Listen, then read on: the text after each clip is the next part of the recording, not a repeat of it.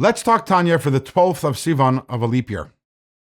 In yesterday's Tanya, we gave an analogy. We spoke about the sun and the light that extends from the sun, and we explained that the light that extends from the sun is an entity on its own. It has its own mitzias, its own identity after it extends forth from the sun. While it is within the sun, it is just subsumed in its source. It is part of the sun.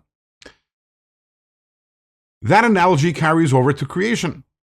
God is analogous to the sun, the source of everything. Everything extends from God and his creative energies and his creative powers, and all that exists is like the sunlight. So are we a mitzias? Are we something? Are we an identity? Do we have our own identity, or are we just part of the sun? Well, are we within the sun, or are we out, or did we extend outside of the sun? The answer is that God is everywhere, so we are within our source. We are within God, and therefore, just like the sunlight, when it's within the sun, doesn't have its own identity, we also don't have our own identity. We are absolutely nullified to God. So the question is, if we're nullified, why do we feel ourselves to be a mitzias? Why do we feel ourselves to be something? Why don't we just feel ourselves to be extensions of God? The answer is because we don't see it. We don't, even though we are within God, we can't see God. In the words of the Alter Rebbe, "Ilu nitna reshus la'ayin liros." If the eye were given permission to see that God is everywhere, then we wouldn't sense ourselves to be something, because we understand and feel and intuitively realize that we are nothing but extensions of the source, and at the same time we are within the source. But this doesn't really answer the question. Because ultimately, we feel ourselves to be something. Where does that selfhood come from?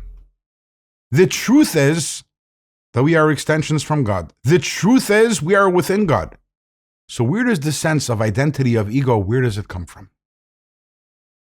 Why is it that we are not completely bottled, completely nullified to God?